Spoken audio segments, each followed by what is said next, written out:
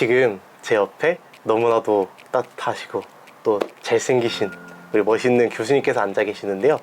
네, 제 옆에 계신 교수님은 서울신학대학교에서 기독교 윤리를 가르치시는 강병호 교수님이십니다.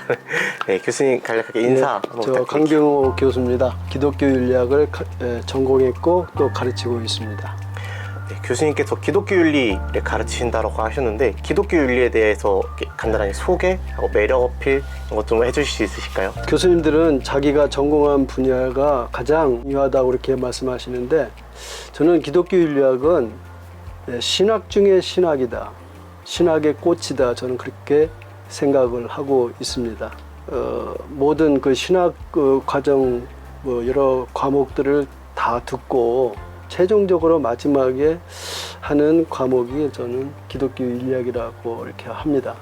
그래서 기독교 윤리학은 우리 신학을 공부하는 사람에게는 반드시 이 학문은 꼭 이수를 해야 된다. 자기 것으로 만들면 아마도 이제 신학함의 어떤 그 기쁨을 알 수 있지 않을까 그렇게 생각을 합니다.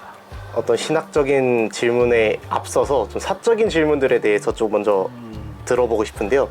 교수님들의 딱 생각을 하면은 이분들은 중고등학교 때 어떻게 공부하셨을까, 어떤 생활을 하셨을까가 좀 궁금한데요. 저는 교수님의 중고등학생 때의 모습은 어떤 모습이었는지 이야기해 주실 수 있으실까요? 지금 생각해 보니까 질문을 받고 제가 있었던 그 중고등 학생 시절은 저는 그렇게 뭐 특별하다고 이렇게 한 건 없고요. 좀 상당히 평범했다.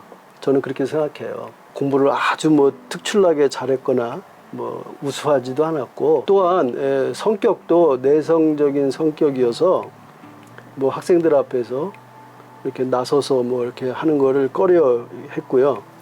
그런데 제가 이제 그 중고등부 이 학교 시절에는 다행히 미션 슈크를 다녀서 그때서 이제 교회 나가고 이제 신앙이라는 걸 조금씩 이제 알게 됐어요. 신앙 가지면서 교회 나가고 좀 성격이 조금 더 이제 외향적으로 바뀌고 뭐 그 정도였다 이렇게 하고 제가 이제 기억에 남는 거는 제가 고등학교 2학년 때에 중고등부 수련회 학생 수련회 여름 수련회 가서 제가 거기서 하나님의 은혜를 체험하고 중생 체험을 했어요. 그것이 이제 제 인생의 터닝 포인트가 되지 않았는가 이제 그렇게 하고요. 하여튼 열심히 공부를 했는데 어쨌든 중요한 거는 신앙적인 어떤 그런 계기가 있어서 저 예수님을 인격적으로 만나고 이제 그때부터 신앙생활도 하고 또 성격도 좀 바뀌게 됐다. 그럼 그때 하나님을 만나고 신학교를 결심한 시기도 혹시 그때이신 건가요? 이제 고3 때 이제 그때까지는 내가 무슨 신학 공부하겠다는 생각 없었어요. 저는 이렇게 공부를 하고 그때 당시에는 본고사 제도예요.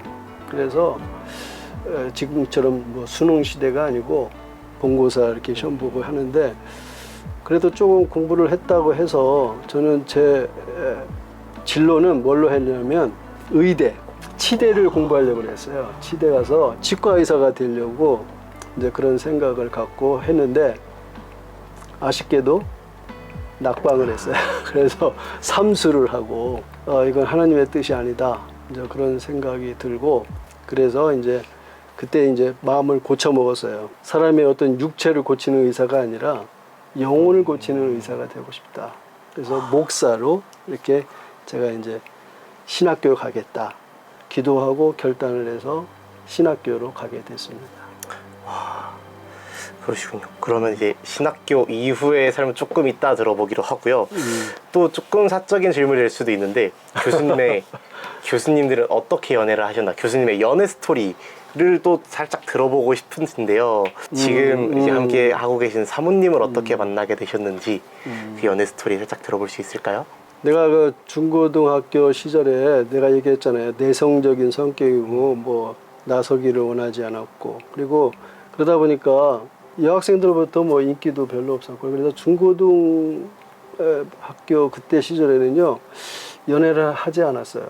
물론 예쁜 여학생이라든지 뭐 관심은 좀 있었지만 그렇다고 뭐 연애를 한다든지 그런 건 하지 않고 하여튼 뭐 열심히 공부하고 지금 우리 집사람하고 만나게 된 거는 이제 대학에 들어가서 그다음에 이제 제가 이제 학교 우리 서울신학대학에 입학을 하고 그다음에 이제 1년 공부한 다음에 군대 갔다가 와서 82년에 제가 이제 복학을 하고 이렇게 했어요. 그래서 그때 내가 이제 목회자가 된다면 미래의 배우자가 중요하다.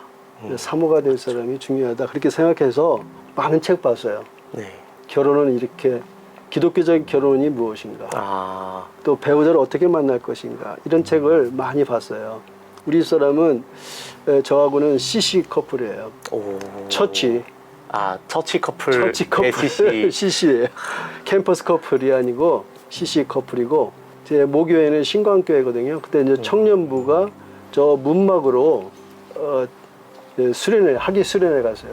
그렇게 보니까 제 인생이 자꾸 학위 수련회 때 변화가 되는 것 같은데. 여름에 일하시네요. 네, 그 문막이라는 곳에 그 나이가 많은 전도사님이신데 그분이 특강을 했어요.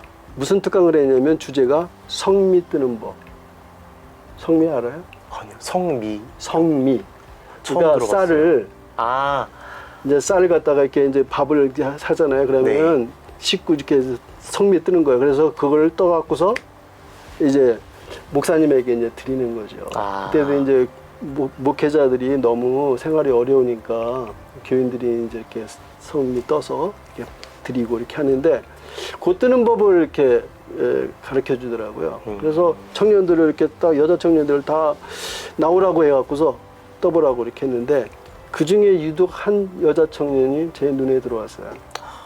특별하게 저 여자 청년들은 식구별로 이렇게 성미를 떴는데 우리 집사람만큼은 플러스 원을 했어요. 왜 그러냐 했더니 예수님 것도 떼야 된다. 그래서 제가 그 반해 갖고서 찜했죠. 그래서 그때부터 이제 제가 관심 갖고 이제 대시를 해서 나랑 결혼하자. 그렇게 해서 이제 우리 집사람이 이제 오늘의 제 와이프가 된 거죠. 예수님을 먼저 생각하시고 이렇게 지혜롭게. 네, 그것이 가장 이렇게 예쁘게 보였어요. 다른 것보다도 다른 청년들은 그렇지 않은데 유독 그 여자 청년만 그런 마음을 가져서 야, 참 마음이 예쁘다. 그래갖고서 제가 택한 거죠. 사모님이 첫사랑이라고 할 수 있죠. 정말 멋지십니다, 교수님. 저는 그냥 직접 가서 내가 결혼하자 이렇게 말 안 하고 창세기 24장 창 24라는 쪽지를 줬어요. 그냥 다른 거 안 쓰고 창 24. 아브라함이 보내서 이삭의 아내 리브가를 만나게 하는 그런 장면이 이제 거기 있는데 그런 사인으로 창세기 24장 그래 창 24. 그래서 딱 줬더니 무슨 뜻이냐 아니냐 했더니 다 안다고. 그래서 이제 뭐 어떻게 하다가 이제 결혼하게 됐죠. 이런 연애 스토리로만 계속 듣고 싶지만 저희가 또 다른 이야기들도 들어봐야 되기 때문에 신학교 오면 사실 많은 길들이 조금 있잖아요. 이제 그 당시에는 목회자 아니면 교수라는 길들이 있었을 것 같은데 어떻게 해서 이 교수라는 길로 오게 되셨는지 좀 그 스토리를 듣고 싶은데요. 제가 원래 이제 유학을 가게 된 것은 내가 교수가 되겠다는 것은 아니었어요. 내가 교수가 되겠다. 그래서 서울신학대학 나오면 교수가 되겠다는 그런 생각을 하지 않고 저는 하나 생각은 뭐냐면 뭐 때문에냐면 공부를 더 하자. 서울신학대학이 성서학을 가르치는데 역사 비평적 방법을 가르치지 않았어요. 왜? 역사 비평적 방법은 자유주의 방법이고 마귀 방법이다. 그래갖고서 가르치지도 않았고 배우지도 못하게 했어요. 독일에서는 뭐 역사 비평적 방법을 쓰고 뭐 불트만이라든지 뭐 이렇게 있는데 이게 마귀 학문이라고 그래서 배척을 하니까 왜 그런가?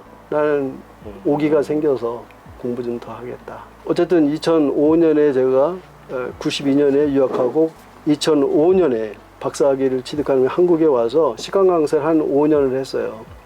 그러면서 이제 뭐 연합 기관에 있는 무슨 어떤 교회에 가서 이렇게 일도 하기도 하고 저 목회도 하고 했지만 어쨌든 목회가 기회가 되면 한다고 했지만 하나님 은혜로 제가 교수가 됐어요. 그러니까 제가 의도적으로 뭐 이렇게 꼭 교수가 된 것보다도 나는 이거 기적이라고 생각하고 52살에 네. 교수가 됐어요. 그러니까 사람들이 다 놀래요. 그 나이에 교수 된다는 것은 거의 불가능하다.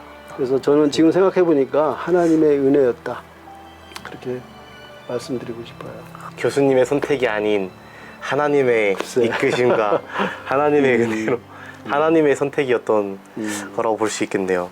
그럼 지금까지 교수를 하시면서 혹시 그만두고 싶었던 적은 없으셨나요? 그만두고 싶었다. 저는 아까 얘기했잖아요. 하나님의 은혜로 교수가 됐는데 누구라도 선망하는 교수가 됐는데 그만두고 싶다는 거는 한 번도 없었어요.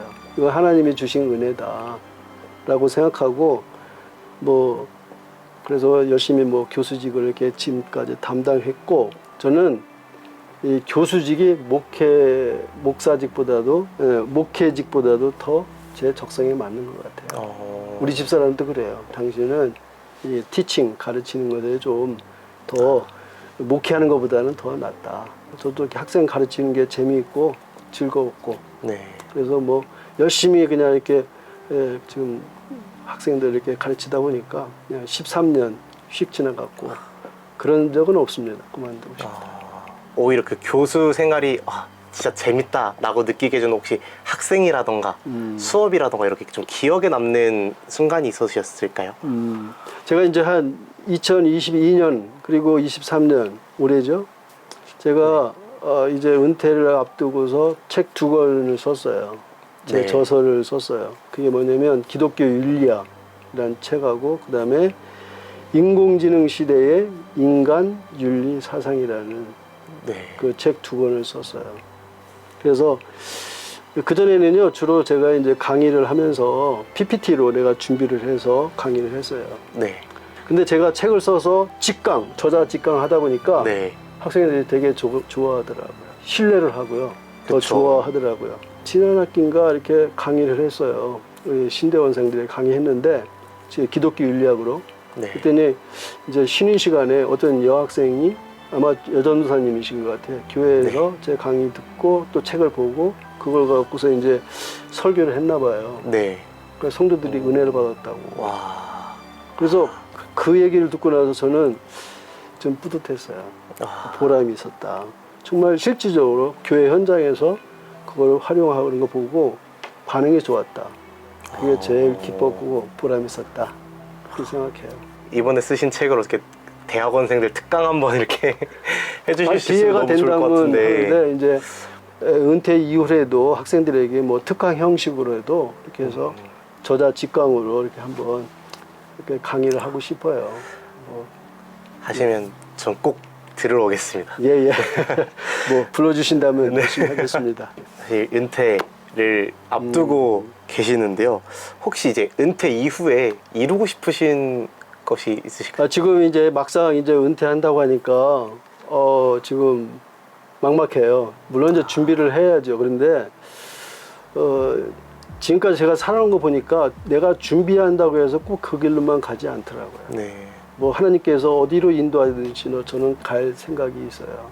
특히 이제 교회를 위해서 교회 현장에서 그동안 이제 티칭 하느냐고 교수 사역을 하느냐고 좀 못했던 부분들을 현장에서 이렇게 하려고 하고 은퇴자로서 이제 한번 하려고 하고 저는 은퇴 이후에 할 일이 많이 있어요. 여기 책이 있잖아요. 네. 이게 제가 전공한 에른스트 트릴치라고 하는 신학자의 저서예요. 이게 이제 전집 4권이고 그 외에 더 많은 책이 있는데 이 책이 아쉽게도 이 제 1권은 번역이 반만 돼 있어요. 그 나머지는 안 됐어요. 그리고 기독교 윤리학의 중요한 이 초석을 놓은 사람이 트릴치인데 이 사람의 사상을 좀 더 책을 통해서 번역을 해서 학생들에게 알리고 칼바르트만이 아니라 이제 트릴치 같은 위대한 신학 사상을 이렇게 좀 학생들에게 전해주고 싶다. 윤리는 그냥 학문이 아니고 그냥 우리 삶과 직결된 그 그런 학문이다 이렇게 생각하고 이제 좀 보급을 하려고 좀 생각을 하고 있습니다. 마지막인데요. 마지막으로 이제 앞으로 신학의 길을 걸어갈 제자들이자 또 후배들에게 마지막 한마디 혹시 해주실 수 있으실까요? 이제 65세니까 이제 은퇴를 앞두고 저는 우리 신학 공부하는 신학생이나 목회자들에게 이렇게 꼭 당부하고 싶은 게 있어요. 가면서 살아가면서 순간순간 이제 뭐 마무리를 할 때가 있을 겁니다. 뭐 졸업이라든지 뭐 은퇴라든지. 그러나 거기에 이제 거기서 끝나지 말고 저는 마지막 인생의 마지막을 생각하면서 신학 공부도 하고 목회도 하라. 저는 그렇게 얘기하고 싶어요. 그거는 후배들에게 뿐만 아니라 저에게 하는 얘기예요. 사도 바울이 디모데후서 4장 7절에서 이런 말씀을 우리에게 했어요. 나는 선한 싸움을 싸우고 나의 달려갈 길을 마치고 믿음을 지켰다. 중간중간 이게 순간순간 살아가는 과정 속에서 거기에서 끝나는 것이 아니라 우리는 마지막을 바라보면서 달려가야 된다. 네. 그래서 주님 앞에 섰을 때 잘했다 칭찬받을 수 있는 그러한 일꾼으로서 인정된 자가 되기 위해서 열심히 달려가라. 후배 교수님들도 열심히 교수 사역도 하고 그다음에 목회 사역을 하더라도 끝까지 최선을 다하면서 충성을 다하라. 그래서 선한 싸움을 싸우고 믿음을 지켜라. 저게 이제 우리 후배들에게 네. 떠나면서 마지막 하고 싶은 당부의 말씀이 아닌가 저는 생각합니다. 교수님 그 당부의 말씀 저부터도 이렇게 마음에 잘 새기고 예. 이렇게 앞으로 신학의 길을 또 목회의 길을 걸어 나갈 수 있도록 하겠습니다. 네, 그러면은 교수님과의 시간 더 가지고 싶지만 아쉽지만 여기까지 하도록 하고요. 여기서 마무리를 짓도록 하겠습니다. 인터뷰에 응해주신 우리 교수님 너무나도 감사합니다. 감사합니다.